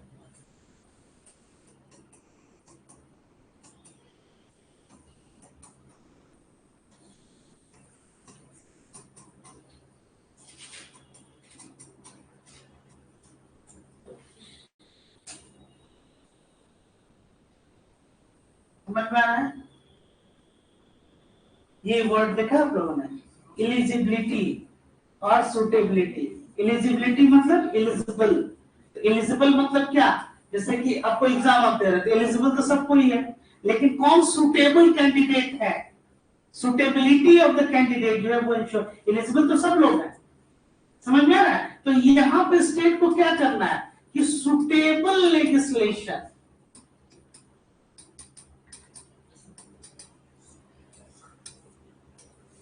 ये वर्ड काफी इंपॉर्टेंट है, सुटेबल लेजिस्लेशन, जैसे कि फ्री जो लीगल एड और जो इक्वल जस्टिस हम लोग कह रहे हैं, इसके लिए वो क्या करना है, उसको इंश्योर करना है। और कैसे वो स्ट्राइव करेगा कि स्टेट को, कि वो आपको क्या करना है, एक फ्री आपको एक जस्टिस देने के लिए, तो आपको ऐसा जस्टिस जो लीगल सिस्टम बनाना है जिससे कि न्याय मिले, समझ में आ रहा है, ये आपको वैसा लीगल सिस्टम बनाना है। तो अगर आप पूरा, अगर आप ध्यान से देख रहे हो आर्टिकल 38, 39 या 39 ये कैपिटल है, तो आप इसमें ये किसके बारे में अगर आप ध्यान से देखिएगा, तो एक सोशल ऑर्डर को एक मेंटेन किया सामाजिक तौर पे, दूसरा क्या कि आपको एक इकोनॉमिक सिस्टम भी बनाना है वैसा, तीसरा हम क्या बात कर रहे हैं, एक ऐसा लीगल सिस्टम, और इसके लिए अगर आपको लेजिस्लेट करना पड़े तो आप लॉ बनाएंगे, समझ में आ रहा है। और ये सिटीजन्स के लिए, ये नागरिकों के लिए ये बताया जा रहा है कि दो नागरिकों के बीच में क्या है कि किसी भी स्तर पे अन्याय नहीं होना चाहिए, जस्टिस नहीं होना। अच्छा, उसमें आप फंडामेंटल राइट्स में आपको क्या था, एक याद आ रहा होगा आप लोग को, फंडामेंटल राइट्स में एक, अगर मान लीजिए कि अगर डिटेंशन हो जाता है तो उसमें क्या था आपके पास, एक अधिकार,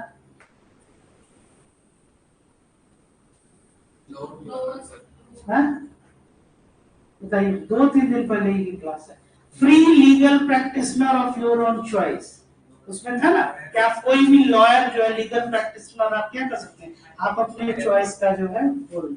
और यहाँ पे ये क्या कह रहा है स्टेट को कि आप एक ऐसा लीगल सिस्टम बनाइए जिससे कि इक्वल जस्टिस हो, उसको फ्री है, ठीक है। तो और ये नेचर वाइज क्या है, कौन सा ये है आर्टिकल, सोशलिस्टिक आइडियोलॉजी।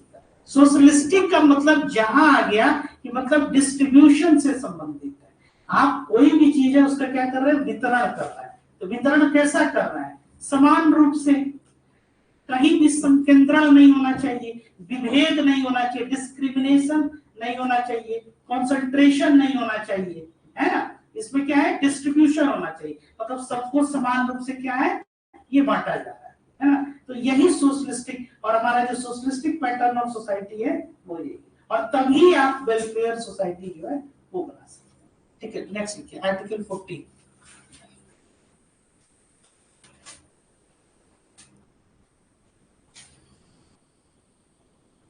आर्टिकल 40 कौन, हाँ, और जैसे विलेज पंचायत के विषय में ये है, किसमें किसमें 40 जो है ऑर्गेनाइजेशन ऑफ विलेज पंचायत, लिखिए article 40 of the constitution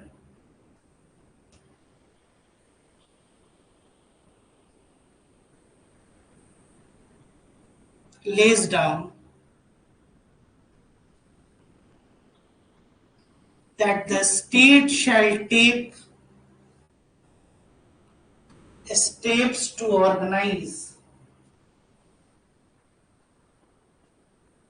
village panchayat village panchayat, and ENDOW, ENDOW, endow them with such powers and authority, इसको अंडरलाइन कीजिए, power and authority, as may be necessary to enable them to function as units of self government.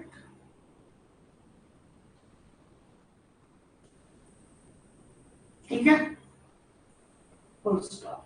अब इसको देखिए, ये क्या है, अब फिर से आ जाइएगा, ये कॉन्सेंट्रेशन ऑफ पावर अगर होने लगे, तो कॉन्सेंट्रेशन ऑफ पावर अगर होने लगेगा तो इसका क्या मतलब है, ये किसके विषय में बताता है, पंचायती राज सिस्टम जो है, जैसे कि वो क्या था, एक 3 टियर जो आपका एक सिस्टम था, उसको 3 टियर सिस्टम का क्या मतलब हो गया, जैसे कि मान लीजिए यूनियन गवर्नमेंट है, स्टेट गवर्नमेंट है, स्थानीय निकाय होगा, तो जो पंचायती राज व्यवस्था था उसके पीछे का जो बेसिक कॉन्सेप्ट था वो क्या था, डिसेंट्रलाइजेशन ऑफ पावर, मतलब जो शक्ति है उसका क्या, या सत्ता का विकेंद्रीकरण, जिसको हम कह रहे हैं डिसेंट्रलाइज करना है, सेंट्रलाइज जो है वो नहीं, कहीं भी सेंट्रलाइज अगर कुछ है इस कॉन्टेक्स्ट में, या तो पावर के ग्राउंड पे, या तो आप इसमें वेल्थ के ग्राउंड में, या फिर आप अगर मान लीजिए कि अगर न्याय के ही ग्राउंड, कुछ खास लोगों के लिए जस्टिस, या कोई भी आप सिस्टम बना रहे हैं, तो इसमें विकेंद्रीकरण की बात हो रही है, डिसेंट्रलाइजेशन की। अब इसमें क्या है कि उनको एक यूनिट के तौर पे उनको पावर और अथॉरिटी देना, ये स्टेट क्या करेगा, ये स्टेट को ये इंस्ट्रक्शन दिया जा रहा है, और इसी कॉन्टेक्स्ट में जो आप 73rd और 74th जो कॉन्स्टिट्यूशनल अमेंडमेंट एक्ट आए, कब आया था, कोई आइडिया, 92, 93, 93 और 94, 73rd कब आया था, 1993 और 94 में आया था, 74th आया था 94 में, और 73rd 93।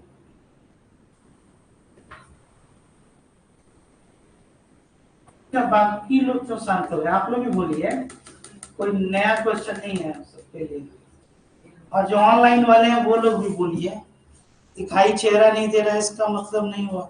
92 दोनों बताओ, सम्राट, डिसेंट्रलाइजेशन ऑफ डेमोक्रेसी, 92 और 93, 94 कहां से आ गया, 73rd और 74th कॉन्स्टिट्यूशन, इसमें क्या हुआ था, शेड्यूल कौन सा जुड़ा था,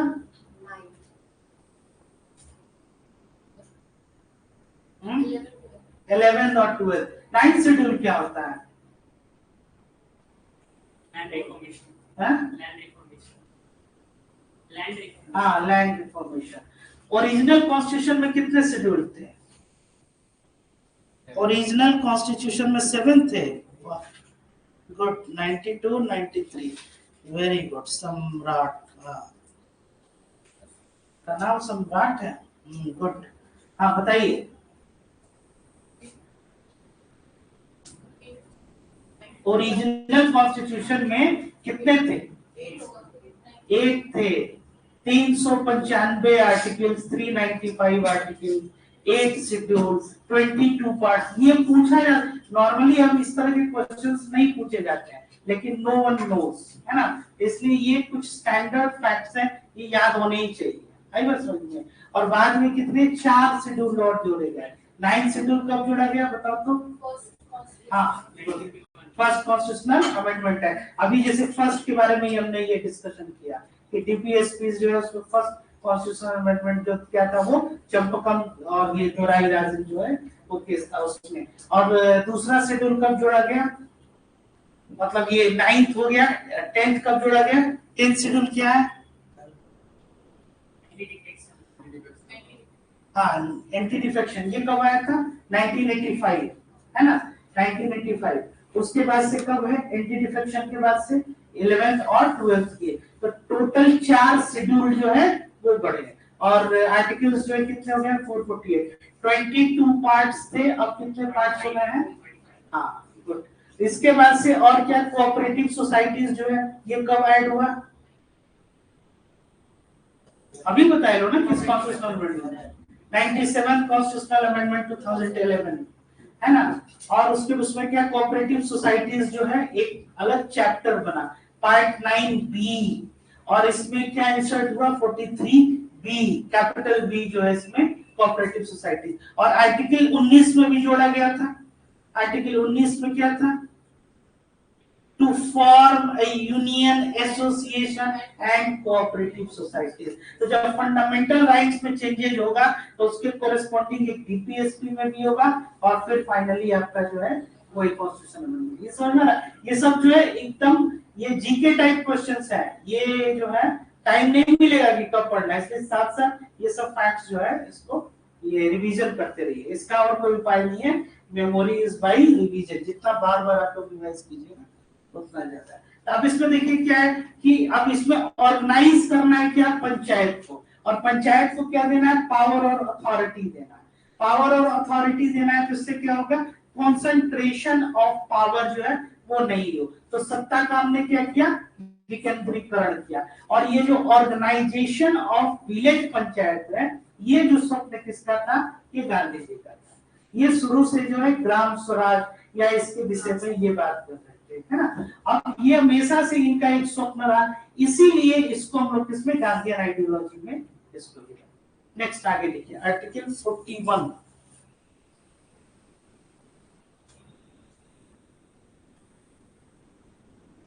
Article 41 lays down right to work, to education and public assistance in certain cases। अब इसमें लिखिए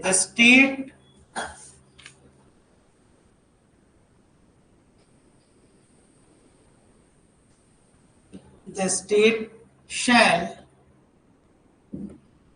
within the limits of economic capacity and development make effective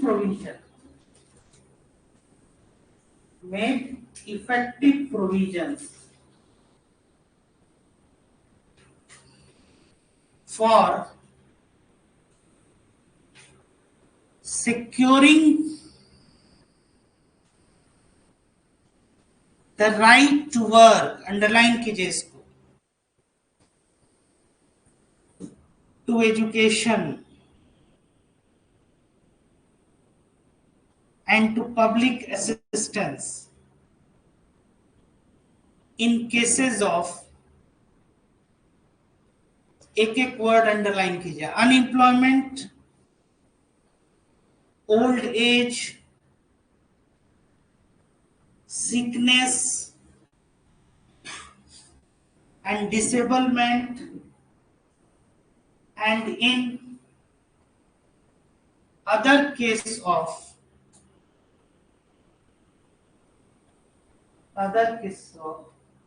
undeserved want,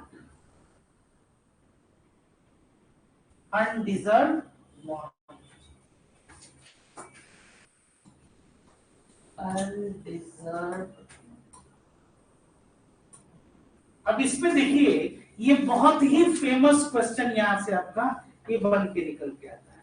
ये आर्टिकल 41 जो है ये क्या बताता है? Right to work. तो एक क्वेश्चन जो है नॉर्मल जो एग्जाम में काफी फ्रीक्वेंटली वो ये पूछा जाता है कि right to work is a fundamental right. समझ में आ गया? जबकि वो नहीं है, पूरे फंडामेंटल राइट्स में इसकी चर्चा नहीं है। वो क्या बोलता है आर्टिकल 16 में कि पब्लिक एम्प्लॉयमेंट में आपके साथ कोई डिस्क्रिमिनेशन नहीं हो सकता है। ये किसके विषय में बात कर रहा है? ये राइट टू वर्क। और इसमें क्या वर्ड्स था? इसमें कि स्टेट्स अपने इकोनॉमिक कैपेसिटी, मतलब इनकी जो भी आर्थिक क्षमता है उसके आधार पे ये इंश्योर करेगी किस चीज को? तो right to work. Right to work मतलब कि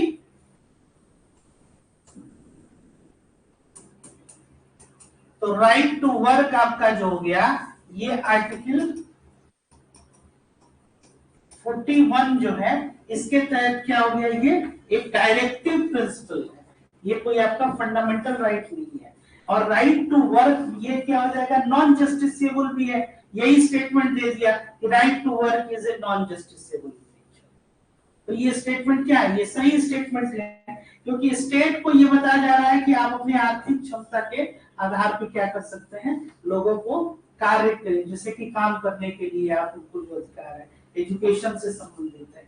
इसके साथ साथ जो पब्लिक असिस्टेंस है वो किस केस में आपको देना है? अनएम्प्लॉयमेंट में। अगर मान लीजिए कि बेरोजगारी है तो उसमें बहुत जगह आपको बेरोजगारी जो भत्ता दिया जाता है, अनएम्प्लॉयमेंट अलाउंसेस जो है कुछ स्टेट्स देते हैं, वो क्या है? वो इसी से संबंधित है। ओल्ड एज में, सिकनेस में, डिसेबलमेंट में, या और भी कोई अनडिजर्व वांट है, तो ये क्या हो जाएगा आपका? ये डायरेक्टिव प्रिंसिपल है। और ये इसका नेचर क्या है? ये कैसा है? नेचर वाइज किस आइडियोलॉजी को ये फॉलो कर रहा है? ये सोशलिस्टिक आइडियोलॉजी। समझ में आ गई है? चलिए next, article 42 lays down provision for just and human conditions of work and maternity relief.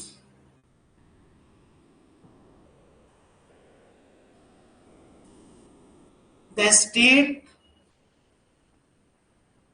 shall make provision for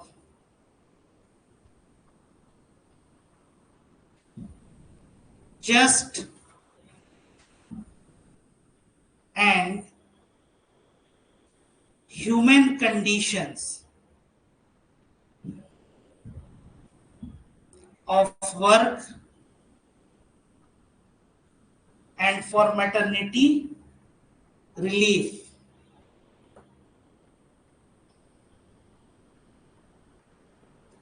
The state is directed to secure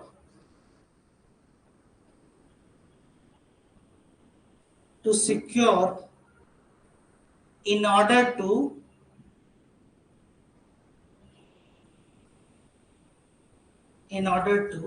ensure human conditions.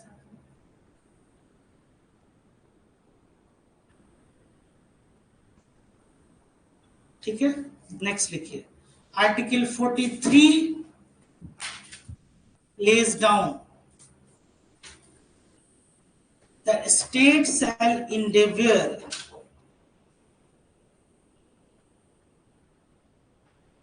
to secure by suitable legislation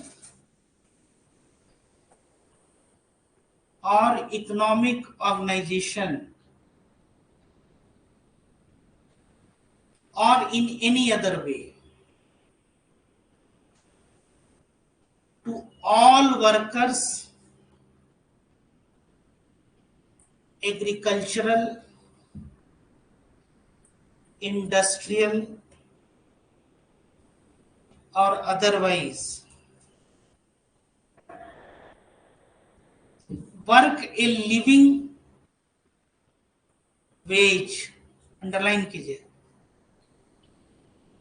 conditions of work,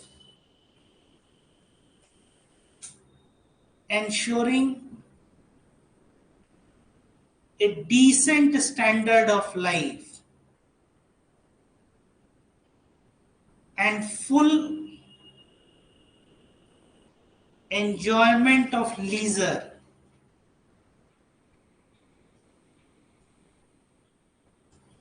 and social and cultural opportunities, and in particular the state shall endeavor to promote cottage industries on an individual or cooperative basis in rural areas. Full stop. ये nature जो है इस article का, ये दोनों है, दोनों मतलब गांधीयन भी है और सोशलिस्टिक भी है। अब इसमें देखिए ये बहुत इंपॉर्टेंट है और आपको बता दें कि एग्जामिनेशन पर्सपेक्टिव से इसमें ये बहुत ज्यादा जो है इसमें क्रिएट किया जा सकता है क्वेश्चन, और काफी जैसे इसमें आप देखिए कि एक डिसेंट स्टैंडर्ड ऑफ लाइफ के बारे में ये बात कर रहा है ये आर्टिकल। तो डिसेंट स्टैंडर्ड ऑफ लाइफ फिर आपका क्या आ जाएगा, वही जो डिग्निफाइड लाइफ जो है, ये कॉन्स्टिट्यूशन जो आपका केवल मेयर एनिमल और वेजिटेटिव लाइफ नहीं बात कर रहा है, किसके विषय में, वही डिग्निफाइड जो है वो लाइफ के बारे में, गरिमापूर्ण तरीके से आप जीवन जो है वो यापन करें। अब इसमें देखिए कि ये किन किन चीजों के विषय में ये बात कर रहा है, ये स्टेट को कैसा प्रयास करना है, बताइए तो एक करके इसको पढ़िए तो बोलिए।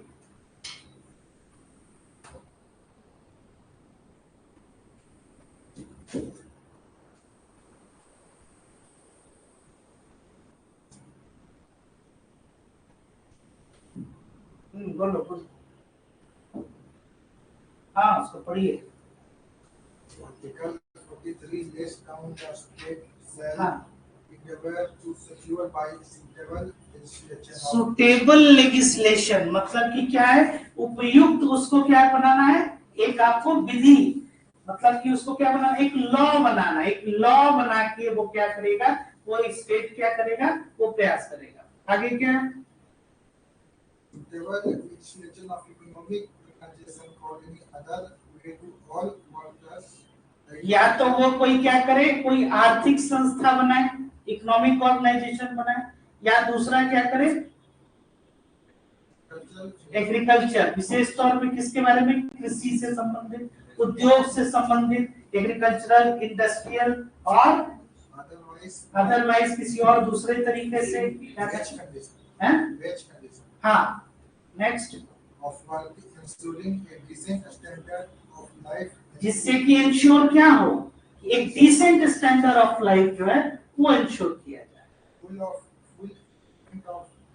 leisure and जो लीजर टाइम आपका है, लीजर टाइम किसको बोलते हैं, जो वर्क प्लेस के बाद से जो है लीजर टाइम है, उसमें वो क्या करे, किस तरह का अवसर दे, social and cultural opportunities in particular हाँ जो सांस्कृतिक जो अवसर होते हैं, जो कार्य हैं, जो मतलब होता है ना कि सांस्कृतिक आपका कोई कार्यक्रम होता है, जो कल्चरल इवेंट्स वगैरह, हाँ और particular the state shall endeavor to promote cottage हाँ कॉटेज इंडस्ट्री मतलब क्या हो जाएगा,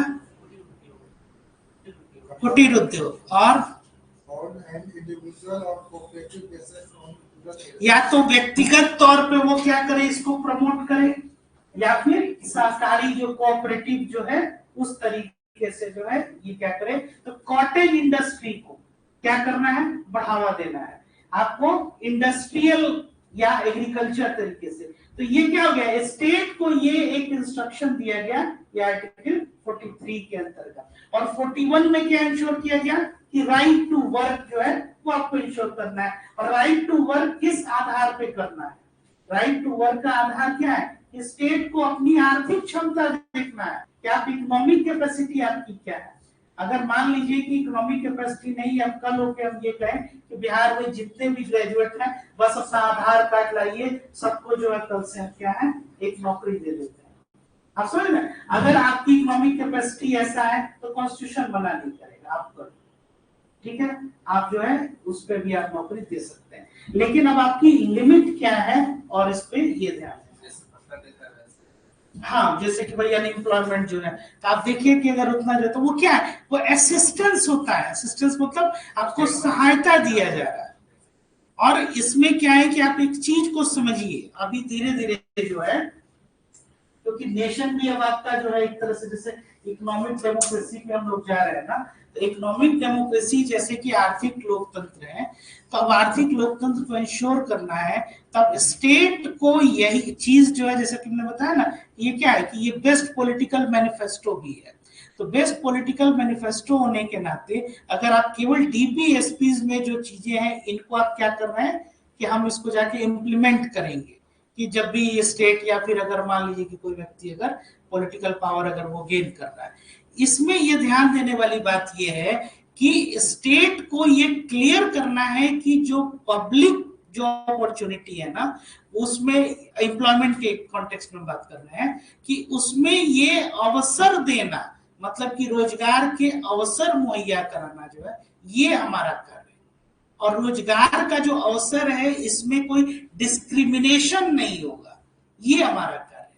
ये नहीं कि भाई हम सबको क्या करें कि हम एक एक करके सबको जो है सो नौकरी दे दें, एक एक करके सबको हम क्या करें पैसा बांट दें, एक एक करके सबको जो है ये आपको क्या करना है कि डिस्क्रिमिनेशन नहीं होना चाहिए किसी भी आधार पे। आई बात समझ में? तो ये अवसर मुहैया कराना ये क्या है, यही गवर्नमेंट की ड्यूटी है। और यही साक्षरता अगर लोगों में भी हो समाज के अवसर पे, तो उनकी भी जो अपेक्षाएं होती हैं वो स्टेट से क्या होगी, समझ में आ रहा है? कि जैसे कि आप एक्सपेक्ट क्या कर रहे हैं, तो आपका जो अपेक्षा है वो क्या है, तो एक्सपेक्टेशन भी स्टेट से आपका क्या होगा, उसी स्तर पे होगा। तो आपको ये चीज जो है ये इंश्योर करता है, ये कॉन्स्टिट्यूशन ये बता रहा है, क्या बता रहा है कि भाई ये क्योंकि एक स्टेट या गवर्नेंस की क्या है, these are fundamental in governance. तो गवर्नेंस का एक स्टेट जो है, क्या सिटीजन्स होते हैं कि नहीं, सिटीजन्स बिल्कुल होते हैं, वहां के लोग होते हैं स्टेट के। तो लोगों को भी ये चीज समझना होगा कि ये अपॉर्चुनिटी जो है ये किस में, इकोनॉमिक कैपेसिटी के बारे में ये बात हो रही है। समझ में आ रहा है ये चीज? ऐसा नहीं कि स्टेट अब कल हो के हम कुछ प्रॉमिस कर दें कुछ और। तो स्टेट के साथ जैसे गवर्नेंस के जो स्टेक होल्डर हैं, तो लोगों को भी ये समझना होगा कि हमारी इकोनॉमिक कैपेसिटी क्या, हमारी इकोनॉमिक कैपेसिटी मतलब स्टेट की, विशेष तौर पे आप जिस राज्य में रह रहे हैं या फिर जैसे मान लीजिए यूनियन गवर्नमेंट ही है, तो उसकी भी ये इकोनॉमिक कैपेसिटी ये क्या है, समझ में आ रहा है? ये चीज इसको नेक्स्ट क्लास में हम लोग इसको और जाके जो है ये कंटिन्यू